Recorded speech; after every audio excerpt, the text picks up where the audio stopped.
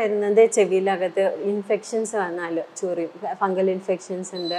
അങ്ങനെ ആകുമ്പോൾ ചെവി ചൊറിച്ചിൽ, ചെവിയിൽ നിന്ന് പഴുപ്പ് വരൽ അങ്ങനെ ഉണ്ടാവും. പിന്നെ ചെവി കടച്ചിൽ എന്ന് പറയുമ്പോൾ അവിടെ ഇൻഫെക്ഷൻ എന്ത് ടൈപ്പ് ഓഫ് ഇൻഫെക്ഷൻ ആയാലും അവിടെ ചെവി അടഞ്ഞ പോലെ പഴുപ്പ് വരുന്നുണ്ടെങ്കിൽ ചെവി.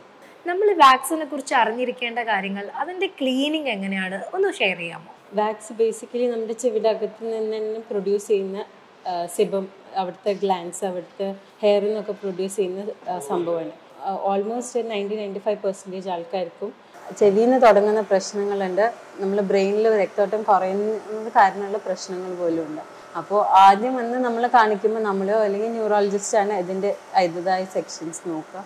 അപ്പം നമ്മൾ കാണിക്കുമ്പോൾ നമ്മൾ ആദ്യം ഇവാലുവേറ്റ് ചെയ്ത് ചെവിയുടെ പ്രോബ്ലം കൊണ്ടാണോ എന്നുള്ളതാണ്. മൂക്കും ചെവിയും കണക്ട് ചെയ്യുന്ന ട്യൂബ് ഉണ്ട്. ഈ ട്യൂബ് വഴി ഇൻഫെക്ഷൻ പെട്ടെന്ന് കയറും. അത് കുട്ടികളിൽ ഒന്നും കൂടെ ഈസി ആയിട്ട് കയറും, ബിക്കോസ് അവരുടെ ട്യൂബിൻ്റെ അലൈൻമെൻറ്റ് കുറച്ചും കൂടെ ഹോറിസോണ്ടലാണ്. അപ്പോൾ അവർക്ക് മൂക്ക് കൂടെ ഇൻഫെക്ഷൻ പെട്ടെന്ന് കയറാൻ സാധ്യതയുണ്ട് കമ്പയർഡ് ടു വലിയ അഡൾട്ട്സിനേക്കാളേറെ. നെക്ക് ഷോർട്ട് ആണെങ്കിൽ നെക്കിൽ നല്ല ഫാറ്റ് ഉണ്ട്. നമുക്ക് നോക്കിയാൽ പിന്നെ വലുതാവുമ്പോൾ ഒന്നും കൂടെ അവരുടെ മൂക്കിൻ്റെ വളവ്, ദശ ഇതൊക്കെ ബാധിക്കും. ദി ഡോക്ടറിൻ്റെ പുതിയൊരു എപ്പിസോഡിലേക്ക് എല്ലാ പ്രേക്ഷകർക്കും സ്വാഗതം. നമ്മളിന്ന് സംസാരിക്കാൻ വേണ്ടി പോകുന്നത് ചെവി സംബന്ധമായി നമ്മൾ കാണുന്ന പ്രധാനപ്പെട്ട പ്രശ്നങ്ങൾ, ഇയർ ബാലൻസിങ്ങിൻ്റെ ഇഷ്യൂ, അതുപോലെ ഇയർ വാക്സ് തുടങ്ങിയിട്ടുള്ള കാര്യങ്ങളെ കുറിച്ചിട്ടാണ്. നമ്മളോട് ഇന്ന് സംസാരിക്കാനായിട്ട് ഒപ്പമുള്ളത് ബെൻസി പോളിക്ലിനിക്കിലെ ഡോക്ടർ നവലാണ്. Doctor, welcome to the show. നമ്മളിന്ന് സംസാരിക്കാൻ വേണ്ടി പോകുന്നത് ENT ഇഷ്യൂസിനെ കുറിച്ചാണ്. ഡോക്ടർ ഇവിടെ പ്രാക്ടീസ് ചെയ്യുകയാണ്. ഇവിടെ മാത്രമല്ല, ഇവിടെ എടപ്പാളിലും പൊന്നാനിയിലായിട്ടും മറ്റു ചില സ്ഥലങ്ങളിലും കൂടി ഡോക്ടർ പ്രാക്ടീസ് ചെയ്യുന്നുണ്ട്. അപ്പോൾ ENTയിൽ ഡോക്ടർ കണ്ടിന്യൂസ് ആയിട്ട് കണ്ടുകൊണ്ടിരിക്കുന്ന പേഷ്യൻസിൻ്റെ അസുഖങ്ങൾ എന്തൊക്കെയാണ്? ഇവിടെ ബേസിക്കലി കൂടുതലായിട്ടും വരുന്നത് ഇയർ കംപ്ലയിൻസ്, ഇയർ വാക്സ് അല്ലെങ്കിൽ ഇയർ പെയിൻ ആയിട്ട് വരുന്ന പേഷ്യൻസ് ഉണ്ട്. പിന്നെ അലർജി ഇഷ്യൂസ്, കണ്ടിന്യൂസ്ലി നേസൽ തുമ്മൽ അങ്ങനത്തെ ബുദ്ധിമുട്ടായിട്ട് വരുന്നവരുണ്ട്. പിന്നെ തൊണ്ടവേദന, ടോൺസിലൈറ്റിസ് അങ്ങനെയുണ്ട്. പിന്നെ പീഡിയാട്രിക് ഏജ് എടുക്കുമ്പോൾ അവർക്ക് കൂടുതലായിട്ട് ചെവിയിൽ ചെപ്പി അടഞ്ഞ പ്രോബ്ലം, പിന്നെ ഈ സ്നോറിങ് ഇഷ്യൂസ്, മൂക്കിൻ്റെ പിന്നിലെ ദശ വളർച്ച, അതിൻ്റെ ബുദ്ധിമുട്ടായിട്ട് വരുന്നവരാണ് ഇവിടെ കൂടുതൽ.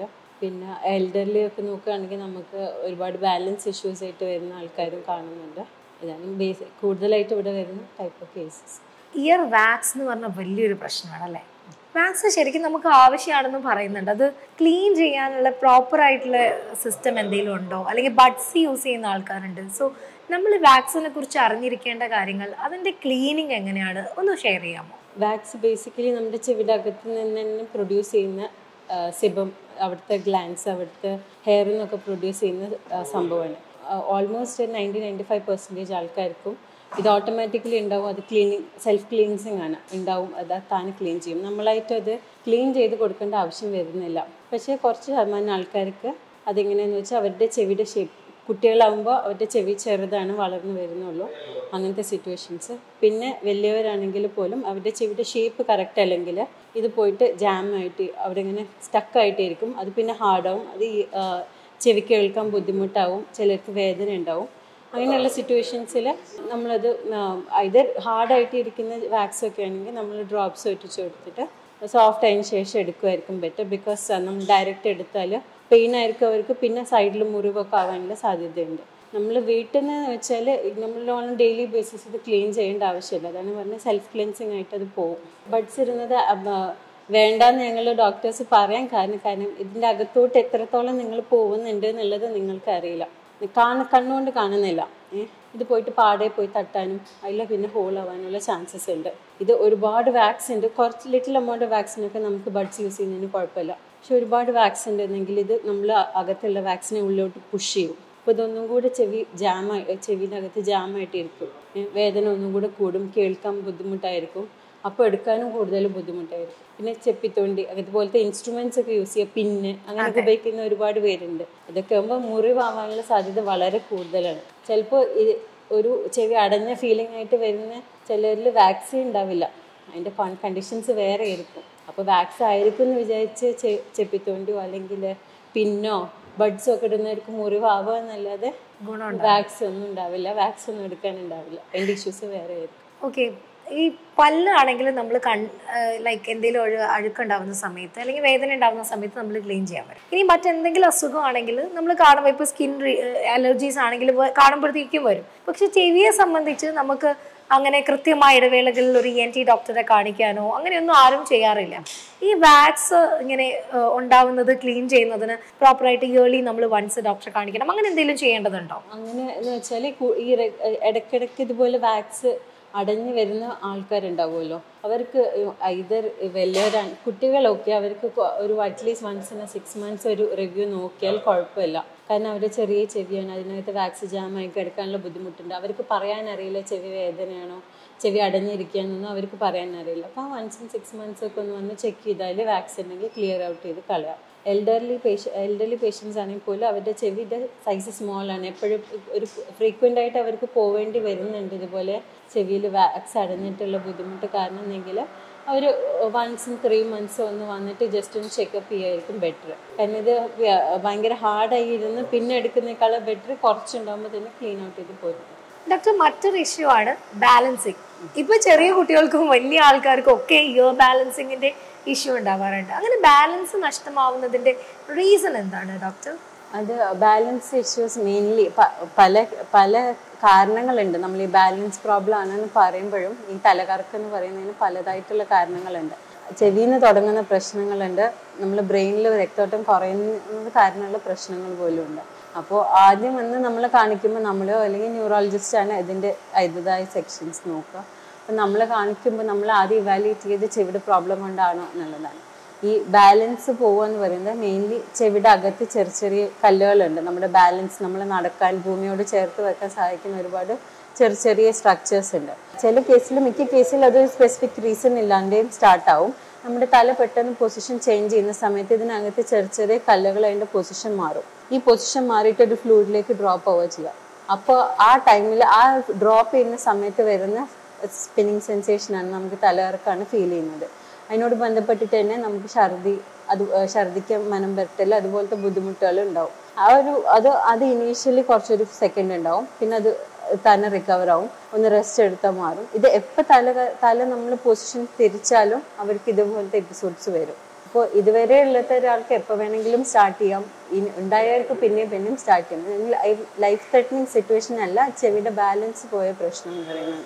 ഓക്കെ, അപ്പോഴത്തെ ഒരു പേടിയും വെപ്രാളും ഉണ്ടാവും ഒഴിച്ച് അത് കുറച്ചൊന്ന് നമ്മളൊന്ന് അവരെ കാം ഡൗൺ ചെയ്താൽ അവർക്ക് ശരിയാവും. പിന്നെ തലകറക്കം വരുന്ന വേറെ ഇഷ്യൂസ് ഉണ്ട്. നമുക്കൊരു വൈറൽ ഇൻഫെക്ഷൻ മാറിക്കഴിഞ്ഞതിന് ശേഷമാണെങ്കിൽ അത് കാരണം ഇയറിലോട്ട് ഇൻഫെക്ഷൻ ചെന്നിട്ട് നമ്മുടെ ബാലൻസിനെ പ്രശ്നമാക്കുന്ന അങ്ങനത്തെ ഇൻഫെക്ഷൻസ് ഉണ്ട്. ലാബ്രൻറ്റൈറ്റിസ് എന്നൊക്കെ പറയും. ഇതിൻ്റെ കൂടെ തന്നെ മെനിയസ് ഡിസീസിൻ്റെ കൂടെ കേൾവി കുറയുക, ചെവിയിൽ മൂളക്കം വരുന്ന സിറ്റുവേഷൻസ് വേറെ ഉണ്ട്. അപ്പോൾ ഇങ്ങനെ പലതായിട്ട് വരും ഈ തലകറക്കം എന്ന് പറയുന്ന ബേസിക് ടേം നമ്മൾ ഡിവൈഡ് ചെയ്യുമ്പോൾ. അപ്പോൾ ബാലൻസ് ആണ് ഇതിൽ ഏറ്റവും കൂടുതൽ, ബാലൻസ് പോകുന്നതാണ് ഇതിൽ ഏറ്റവും കൂടുതൽ കോമൺ ആയിട്ട് വരുന്ന ഒരു സിറ്റുവേഷൻ. പിന്നെ വേണമെങ്കിൽ നമുക്ക് ഈ സ്ട്രോക്ക് കാരണം ബാലൻസ് പോകുന്ന അങ്ങനെയുള്ളവർക്ക് കൈകാലുകൾ തളർച്ച, നടക്കാൻ ബുദ്ധിമുട്ട്, അങ്ങനത്തെ ബുദ്ധിമുട്ടുകളൊക്കെ വരും. അപ്പോൾ ഇതിന് പെട്ടെന്ന് വന്ന് നമുക്ക് ഇനീഷ്യലി കുറച്ച് ദിവസം മെഡിക്കേഷൻസ് ഒക്കെ എടുത്തു കഴിഞ്ഞാൽ ഇതൊന്ന് സെറ്റിൽ ആവും. പക്ഷെ അവരെപ്പോഴും അവരുടെ ഹെഡ് മൂവ്മെന്റ്സ് ചേഞ്ച് ചെയ്യുന്നത് അവർ ശ്രദ്ധിക്കുക. പെട്ടെന്ന് സഡൻ ആയിട്ട് മൂവ്മെന്റ് ചെയ്യരുത്, പെട്ടെന്ന് എണീക്കരുത്, പെട്ടെന്ന് കുനിയരുത്.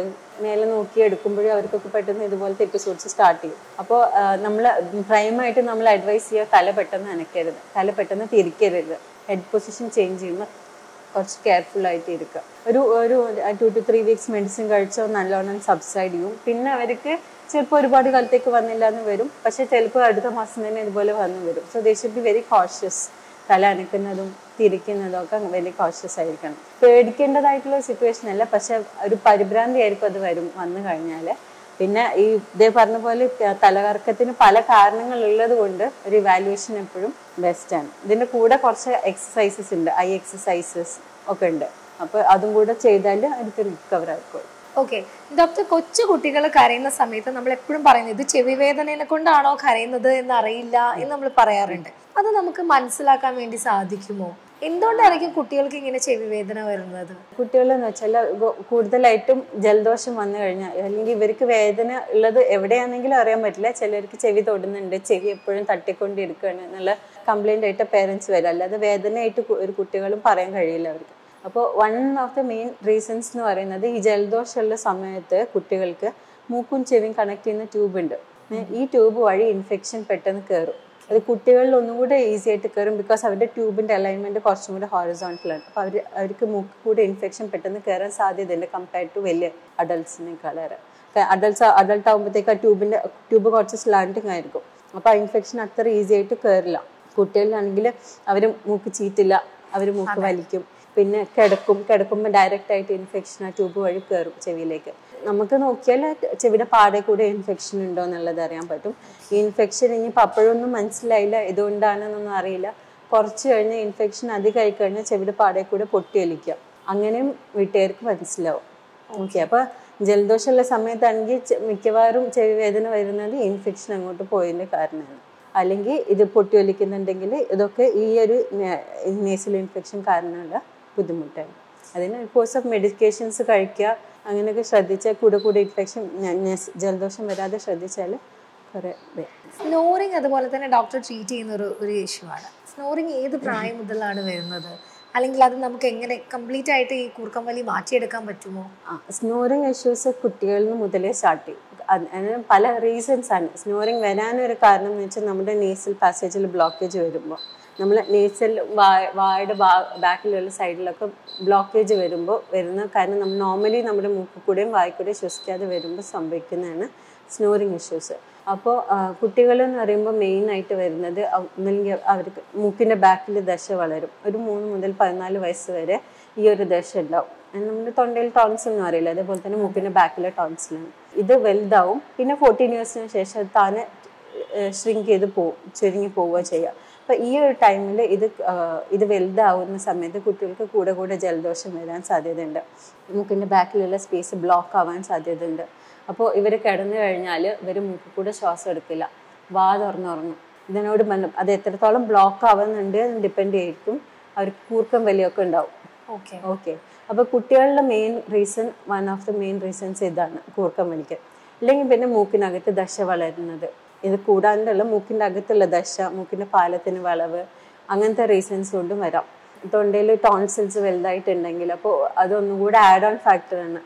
മൂക്കിൻ്റെ ബാക്കിൽ ദശ ഉണ്ടല്ലോ, അഡിനോയിഡ് എന്ന് പറയുന്നത്, അതിൻ്റെ കൂടെ ടോൺസിൽസും കൂടെ ഭയങ്കര വലുതാണെങ്കിൽ ഒന്നും കൂടെ ആഡ് ഓൺ ഫാക്ടറാണ്. അവർക്ക് ബ്രീതിങ് സ്പേസ്, വാ തുറന്നുറങ്ങിയാലും അവർക്ക് സ്പേസ് കുറവാണെങ്കിൽ അത് സ്നോറിങ് കൂടെ നല്ലോണം ഉണ്ടാവും അവർക്ക്. അപ്പോൾ ഇനീഷ്യലി നമ്മളൊരു എക്സ്റേ എടുത്ത് നോക്കിയിട്ട് അത് എങ്ങനെയുണ്ട് ഇവാലുവേറ്റ് ചെയ്തിട്ട് വേണമെങ്കിൽ മെഡിക്കേഷൻസ് കൊടുത്ത് നോക്കാം. 3 months നേസൽ സ്പ്രേ ഒക്കെ യൂസ് ചെയ്ത് നോക്കാം.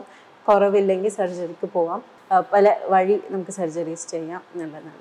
ഈ സ്നോറിങ് ഉള്ള ആൾക്കാർ പൊതുവേ പറയുന്ന ഒരു എക്സ്ക്യൂസ് ആണ്, ഞാൻ ഭയങ്കര ക്ഷീണമുള്ളപ്പം എനിക്ക് ഭയങ്കരമായിട്ട് കൂർക്കം വലിക്കാറുണ്ട്, ക്ഷീണിച്ചത് കൊണ്ടാണ് അല്ലെങ്കിൽ ഇന്ന് ഭയങ്കര ടയേർഡ് ആയതുകൊണ്ടാണെന്ന് പറയാറുണ്ട്. അതിൽ വല്ല വാസ്തവം ഉണ്ടോ? ഇല്ല, അത് നേരെ തിരിച്ചാണ്. അവർ കൂർക്കം വലിക്കുമ്പോൾ അവർക്ക് ഉറക്കം ശരിയാവുന്നില്ല, അപ്പോൾ അവർക്ക് എപ്പോഴും ക്ഷീണമാണ്. അതിങ്ങനെ വിഷ്യസ് സൈക്കിൾ പോലെ പോവാണ്. അവർക്ക് അഡൾട്ട്സിലാവുമ്പോഴുള്ള ഇഷ്യൂസാണ്. ഒന്ന് ഒബീസിറ്റി ഒരു ഇഷ്യൂ ആണ്. പിന്നെ നെക്ക് ഷോർട്ട് ആണെങ്കിൽ നെക്കിൽ നല്ല ഫാറ്റ് ഉണ്ട്, നമുക്ക് നോക്കിയാൽ. പിന്നെ വലുതാവുമ്പോൾ ഒന്നും കൂടെ അവരുടെ മൂക്കിൻ്റെ വളവ്, ദശ, ഇതൊക്കെ ബാധിക്കും. അപ്പോൾ ഇതുപോലത്തെ ഇഷ്യൂസൊക്കെ ഉണ്ടെങ്കിൽ ഇവർ കിടക്കും കൂടി ചെയ്യുമ്പോൾ നമ്മുടെ ബാക്ക് സൈഡ്, നമ്മുടെ ബ്രീതിങ് സ്പേസ് കുറയും, ഫുൾ ഷ്രിങ്ക് ആവും നമ്മൾ കിടക്കുന്ന സമയത്ത്. അപ്പോൾ അവർക്ക് സ്നോറിങ് വരും. സ്നോറിങ് ഇഷ്യൂസ് എന്ന് പറഞ്ഞാൽ അത് കുറച്ചും കൂടെ ഹയർ ആകുമ്പോൾ പിന്നെ അവർ ഉറക്കത്തിൽ ഞെട്ടി എണീക്കുക, ശ്വാസം കിട്ടാതെ, സ്ലീപ്പ് ആപ്നിയ എന്ന് പറയുന്ന സിറ്റുവേഷന്. അങ്ങനെയൊക്കെ ആകുമ്പോൾ നമ്മൾ ഒരു സ്ലീപ്പ് സ്റ്റഡി ഒക്കെ നടത്തിയിട്ട് അതിൻ്റെ വേണ്ട എവിടെ കറക്ഷൻ, എൻഡോസ്കോപ്പി ഒക്കെ ചെയ്ത് നോക്കിയിട്ട് എവിടെ കറക്ഷൻ വേണ്ടതെന്ന് വെച്ചാൽ ചെയ്യേണ്ടത് നിർബന്ധമാണ്. കാരണം അല്ലെങ്കിൽ അത് ഹാർട്ട് ഇഷ്യൂസ് അങ്ങനത്തെ പ്രോബ്ലംസ് ഒക്കെ വരും അവർക്ക്. അപ്പോൾ ഇവർക്ക് ഇത് ഉറക്കം ശരിയാവാതാവുമ്പോൾ ഇവർ ഉറക്കത്തിൽ ബ്രേക്ക് ആയിരിക്കും ഉറക്കത്തിൽ. അപ്പോൾ അവർ പകൽ ഫുള്ള് ക്ഷീണമായിരിക്കും, വീണ്ടും കിടക്കും. അപ്പോൾ കൂർക്കം വലി ഉണ്ടാവും. അപ്പോൾ അവർ വിചാരിക്കുന്നത് ഞങ്ങൾക്ക് ക്ഷീണമായതുകൊണ്ട് ഞാൻ ഉറങ്ങിയ ഇപ്പോൾ കൂർക്കം വലി. ഇത് ഒരു വിഷ്യസ് സൈക്കിൾ പോലെ ഇങ്ങനെ പോകും. അവരുടെ ക്ഷീണം മാറില്ല അൺലെസ് ഈ പ്രോബ്ലംസ് ഒക്കെ കറക്റ്റായി വരുമ്പോൾ. സ്നോറിങ് മാറ്റാനായിട്ടുള്ള കുറേ ടെക്നിക്സ്, അതുപോലെ കുറേ ഉപകരണങ്ങളൊക്കെ ഇപ്പം കണ്ടുപിടിക്കപ്പെടുന്നുണ്ട്. സോ അത് വർക്കിംഗ് ആണോ? ഒരു ടു സം എക്സ്റ്റെൻറ്റ്. അതായത് പെട്ടെന്ന് നമുക്കൊരു സർജറി എന്ന് പറഞ്ഞാൽ ഒരാളെ എടുക്കാൻ പറ്റില്ല. അപ്പോൾ അത് കുറച്ച് ഇവാലുവേറ്റ് ഒക്കെ ചെയ്ത് സ്ലീപ്പ് സ്റ്റഡി ഒക്കെ ചെയ്ത് അങ്ങനെയൊക്കെ കൊണ്ടുപോകണം, ചെയ്യണം സർജറി. അപ്പം ആ ഒരു ടൈം ഫ്രെയിമിൽ വേണമെങ്കിൽ നമുക്ക് ഇതുപോലത്തെ ഇൻസ്ട്രുമെൻറ്റ്സ് ഒക്കെ യൂസ് ചെയ്യാം. അതായത് മൗത്തിൽ പ്ലേസ് ചെയ്യുന്ന ഇതുണ്ട്. എന്നാൽ കുറച്ച് തുറന്നിരിക്കാൻ വേണ്ടി അവർക്ക് ഉറങ്ങുമ്പോൾ, കാരണം വായു അടഞ്ഞിരിക്കുക, മൂക്കും അടഞ്ഞിരിക്കുക, ഫുൾ അവർക്ക് ബ്രീത്ത് ചെയ്യാൻ കിട്ടില്ല, അങ്ങനത്തെ ബുദ്ധിമുട്ടൊക്കെ വരും. അപ്പോൾ ആ സിറ്റുവേഷനിലാവുമ്പോൾ നമുക്ക് ഇതുപോലത്തെ ഇൻസ്ട്രുമെൻറ്റ്സ് യൂസ് ചെയ്യാമെന്നുള്ളൂ. പക്ഷെ നമുക്ക് ലോങ് ടേം ഇതിന് പറ്റില്ല. പിന്നെ ഒട്ടും സർജറി വേണ്ട, ഒരു മൈൽഡ് കേസ് ഓഫ് OSA ഉള്ളൂ. അങ്ങനത്തെ കേസസിലൊക്കെ അവർ മാസ്ക് വെച്ചിട്ട് അവർക്ക് CPAP വെച്ചിട്ട് അവർക്ക് ഉറങ്ങാം. പക്ഷെ അത് അൺകംഫർട്ടബിൾ ആണ് പേഷ്യൻറ്റ്. ചെവി വേദനയും അതുപോലെ തന്നെ ഈ വാക്സിൻ്റെ ഇഷ്യൂസും പോലെ തന്നെയുള്ള വേറൊരു പ്രശ്നമില്ല, ഈ ചെവി കടച്ചിലുമായിട്ട് വരുന്ന ആൾക്കാർ. ഇങ്ങനെ ഭയങ്കരമായിട്ട് ഇറിറ്റേഷനാണ്, ഒരു ചൊറിയുന്നുള്ളിലോ ചൊറിച്ചിലായിട്ട് വരുന്നത്. അതെന്തുകൊണ്ടായിരിക്കും ഡോക്ടർ? എങ്ങനെ നമുക്കത് ട്രീറ്റ് ചെയ്യാൻ പറ്റുക? ചെവി ചൊറിച്ചിൽ പറയുമ്പോൾ അലർജിക് ഇഷ്യൂസ് ഉള്ള ആൾക്കാരുണ്ട്. ഇപ്പം നീസൽ അലർജി, തുമ്മൽ, പൊടി തട്ടി തുമ്മൽ, അതിനോട് ബന്ധപ്പെട്ടിട്ടുള്ള ചൊറിച്ചിലുണ്ട്. കണ്ണ് ചൊറിച്ചിൽ, തൊണ്ട, ചെവി ചൊറിച്ചിലുണ്ട്, അങ്ങനെയുള്ള ആൾക്കാരുണ്ട്. പിന്നെ വരുന്നത് ചെവിയിലകത്ത് ഇൻഫെക്ഷൻസ് വന്നാൽ ചൊറി, ഫംഗൽ ഇൻഫെക്ഷൻസ് ഉണ്ട്. അങ്ങനെ ആകുമ്പോൾ ചെവി ചൊറിച്ചിൽ, ചെവിയിൽ നിന്ന് പഴുപ്പ് വരൽ അങ്ങനെ ഉണ്ടാവും. പിന്നെ ചെവി കടച്ചിൽ എന്ന് പറയുമ്പോൾ അവിടെ ഇൻഫെക്ഷൻ എന്ത് ടൈപ്പ് ഓഫ് ഇൻഫെക്ഷൻ ആയാലും അവിടെ ചെവി അടഞ്ഞ പോലെ പഴുപ്പ് വരുന്നുണ്ടെങ്കിൽ ചെവി ഇയർ പെയിൻ ആയിരിക്കും one of the main symptoms ഉണ്ടാവുക. ചൊറിച്ചിലിന് നമുക്ക് ബേസിക്കലി അലർജി കാരണമുള്ള ബുദ്ധിമുട്ടാണ്. അങ്ങനെയെങ്കിൽ അലർജിക്ക് എന്തിനോടാണ് അലർജിക്ക് ഉള്ളത് അത് വിട്ടു നിന്നാൽ കുറേ നമ്മുടെ നീസൽ സിംറ്റംസ്, കണ്ണിൻ്റെ ചൊറിച്ചിൽ, ചെവിയുടെ ചൊറിച്ചിലൊക്കെ കുറയും. പിന്നെ ഒട്ടുമില്ല താൽക്കാലിക ആശ്വാസത്തിന് അവർക്ക് വേണമെങ്കിൽ നമുക്ക് അതിനനുസരിച്ചുള്ള ടാബ്ലറ്റ് മെഡിക്കേഷൻസ് കൊടുക്കാം. ഡോക്ടർ, നമ്മുടെ ഈ ഒരു ടോക്ക് അവസാനിക്കുന്നതിന് മുൻപ് ഡോക്ടറുടെ പേഷ്യൻസിനടുത്ത് അല്ലെങ്കിൽ നമ്മളെ കണ്ടുകൊണ്ടിരിക്കുന്ന പ്രേക്ഷകരോട് എന്താണ് ENT സ്പെഷ്യലിസ്റ്റ് എന്നുള്ള നിലയിൽ ഒരു അഡ്വൈസ് കൊടുക്കാനുള്ളത്? ENT സ്പെഷ്യലിസ്റ്റ് എന്ന് പറയുമ്പോൾ നിങ്ങൾക്ക് അറിയുന്ന പോലെ തന്നെ ഇയർ, നോസ്, ത്രോട്ട് ഇഷ്യൂസ്, അതായത് നമ്മുടെ ചെവി, തൊണ്ട, മൂക്ക് ബന്ധപ്പെട്ടിട്ടുള്ള പ്രശ്നങ്ങൾ കൺസൾട്ട് ചെയ്യാൻ വേണ്ടി നിങ്ങൾക്ക് വരാം. അപ്പോൾ ഇതേ പറഞ്ഞ പോലെ തന്നെ ഇതിൽ ചെവിക്കായം, ഇയർ വാക്സിൻ ഇഷ്യൂസ്, അതിനനുസരിച്ചിട്ടുള്ള ഞാൻ പറഞ്ഞ പോലെ നമുക്കത് വീട്ടിൽ തന്നെ എപ്പോഴെപ്പോഴും ക്ലീൻ ചെയ്തുകൊണ്ടിരിക്കേണ്ട ആവശ്യമില്ല. വൺസ് ഇൻ എ വൈൽ നിങ്ങൾക്ക് വേണമെങ്കിൽ ഒരു ENT കൺസൾട്ടേഷൻ എടുത്ത് നിങ്ങളുടെ ഡൗട്ട്സ് ക്ലിയർ ചെയ്യാം. നേസൽ അലർജിക് ഇഷ്യൂസ് ആണെങ്കിലും നിങ്ങളുടെ എന്തിനോടാണ് അലർജി എന്നുള്ളത് നിങ്ങൾ വീട്ടിൽ കണ്ടുപിടിച്ച് സെൽഫായിട്ടൊന്ന് കണ്ടുപിടിച്ച് അവോയ്ഡ് ചെയ്താൽ തന്നെ നിങ്ങൾ ഒരു 90% നിങ്ങൾക്ക് മെഡിക്കേഷൻസ് ഇല്ലാതെ തന്നെ കുറേ കാലം പോവാം. കുറച്ച് പ്രിക്കോഷണറി മെഷേഴ്സ് എടുക്കുക. പിന്നെ കൂടെ ടോൺസിലൈറ്റിസ്, തൊണ്ടവേദന, ഇൻഫെക്ഷൻസ് വരുന്നവർക്ക് കോൾഡ് അവോയ്ഡ് ചെയ്യുക, ഓയിലി ഫുഡ്സ് അവോയ്ഡ് ചെയ്യുക. അപ്പോൾ വീട്ടിൽ നിന്ന് തന്നെ നിങ്ങൾക്ക് കുറച്ച് കാര്യങ്ങൾ ശ്രദ്ധിച്ചാൽ കുറേയൊക്കെ നിങ്ങളുടെ ENT സംബന്ധമായിട്ടുള്ള രോഗങ്ങൾ കുറയ്ക്കാം. പിന്നെ വൺസ് ഇൻ എ വൈൽ ഇങ്ങനത്തെ ഇഷ്യൂസ് വരുമ്പോൾ ചെക്കപ്പ് ചെയ്തിട്ട് വരാം. ഈ അധ്യായം ഇവിടെ പൂർത്തിയാവുകയാണ്. നിങ്ങൾക്ക് പ്രിയപ്പെട്ട മറ്റൊരു ഡോക്ടറുമായി നമുക്ക് വീണ്ടും കാണാം. അതുവരെ നന്ദി, നമസ്കാരം.